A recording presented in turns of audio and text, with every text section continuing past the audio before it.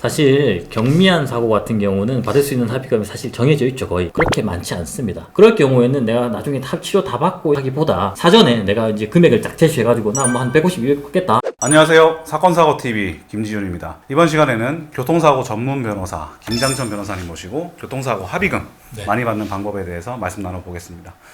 재밌는 주제죠. 네. 교통사고 합의금 많이 받는 방법. 이 부분은 저도 좀 잘 알고 있는데요. 아유, 너무나 잘 아시겠죠. 아닙니다. 아유. 옛날에는 네. 보험사 쪽에서 소송 대리 많이 하셨다고. 예. 제가 과거에 법인에 이제 근무했을 때 예. 거기서 보험사 소송 대리인을 많이 네. 했었죠. 그때는 보험사 측의 입장에서 피해자들 상대했던 거고 네. 지금은 피해자들의 입장에서 보험사를 상대로 지피지기면 백전백승이다. 보험사를 상대로 소송이나 합의를 진행하고 있습니다. 그러니까 아무래도 이제 보험사 입장에서 일을 해보셨으니까 네. 보험사에서는 어떻게 좀 안 주려고 하고 이 부분은 잘 아실 테고 네. 반대로 이제 피해자 입장에서 일을 하게 됐을 때 그 경험을 바탕으로 이제 피해자 입장에서 또 잘 싸워주실 수 있겠군요. 맞습니다. 그렇게 지금 진행하고 있습니다. 예, 되게 좋은 것 같습니다.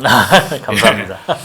궁금한 게 사고 이후에 네. 보험사에서 이제 뭐 이런 병원을 가셔라 이렇게 권하는 경우가 있는데 꼭 예. 보험사에서 가라는 병원 가야 될까요? 아닙니다. 보험사하고 연계되어 있는 병원에 가면 아무래도 우리한테 조금 더 진단이 다 좋지 않게 나올 그럴 경우가 발생할 수 있습니다. 그래서 제가 추천드리는 방법은 MRI 장비가 있는 큰 병원으로 가시라. 왜냐하면 우리가 사고 나고 난 이후에 다른 부위가 아플 수도 있으니까 그런 부위에 대한 진단이 이루어지면 합의금이 더 많이 받을 수 있잖아요. 예. 그래서 MRI가 있는 큰 병원으로 근데 보험사와 연계되어 있지 않는 그런 병원으로 가시라라고 조언을 드립니다. 그리고 또 궁금한 거 예. 경미한 사고에서 예. 입원을 할 수도 있는데 예. 꼭 입원 안 해도 될 때 이럴 때 아. 입원을 꼭 해야 될까? 근데 의사 선생님이 입원을 해라 라고 하면 예. 입원을 하시는 게 좋습니다. 왜냐하면 입원 기간 동안에는 우리 노동력이 100% 상실되기 때문에 그 기간 동안에는 우리가 일하지 못한 소득을 다 받을 수 있어요. 그래서 몸이 아픈데 그럼에도 불구하고 일이 바쁘다 그래가지고 나는 입원 안 하고 그냥 통원 치료하겠다 하시지 마시고 의사 선생님이 입원을 권유하시면 그때는 입원하시는 게 맞다. 예. 이렇게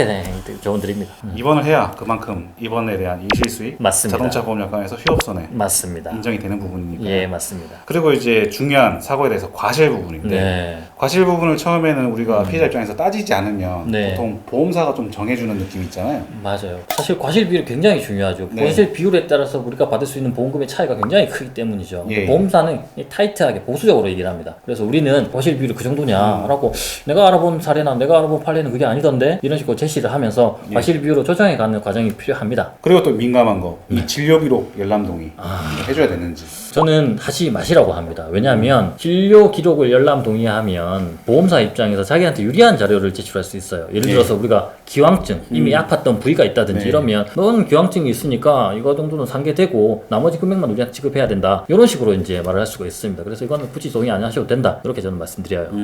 그리고 이제 대부분의 사고가 경미한 사고, 그러니까 뭐 골절 등 이런 예. 중하지 않은 예. 전치 2주, 3주, 염자, 타박상, 뭐 뇌진탕 네, 이런 네. 사고인데 이런 사고에서는 이제 보통 언제 합의를 하고 그리고 얼마를 받아야 좋을까요? 사실 경미한 사고 같은 경우는 받을 수 있는 합의금이 사실 정해져 있죠. 거의. 왜냐하면 치료비야 병원으로 지급될 것이고 예. 우리가 받을 수 있는 금액은 통원, 교통비 내지는 나중에 위자료 정도가 될 텐데 예. 그렇다면 그 금액이 한 150에서 200 정도 그렇게 많지 않습니다. 그럴 경우에는 내가 나중에 치료 다 받고 하기보다 사전에 내가 이제 금액을 딱 제시해가지고 나 뭐 한 150, 200 받겠다 라고 하고 병원 안 가고 그냥 그대로 합의하는 게 더 빠를 수도 있겠죠. 보험사 입장에서도 보험사 직원도 빨리 합의하고 빨리 끝내는 게 자기 고가에 더 도움이 됩니다. 그러니까 2, 3주로 뭐 장애가 안 남고 시간만 지나면 괜찮아질 것 같은 네. 사건은 굳이 시간 끌지 말고 원하는 금액을 딱 제시를 해서 조기에 금액적으로 많이 받으셔라. 네, 저는 그렇게 조언 드립니다. 그럼 반대로 이제 좀 많이 다쳤어요. 골절되고 입원하고 예. 수술도 하고 이런 중상해 같은 경우에는 어떤가요? 그 경우에는 저가와는 반대로 절대로 빠르게 합의하시면 안 됩니다. 그렇죠. 내가 일단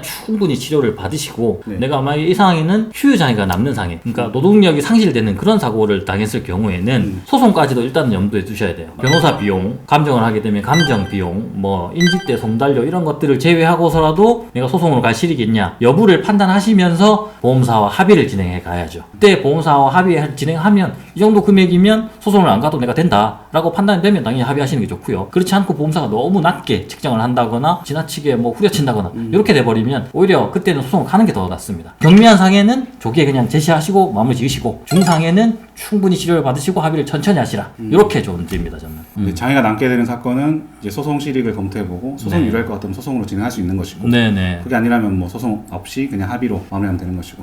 네, 말씀 잘 들었습니다. 네, 감사합니다. 네, 이번 시간에는 김장천 변호사님 모시고 교통사고 합의금 잘 받는 방법에 대해서 말씀 나눠보았습니다. 영상 시청해 주셔서 감사합니다.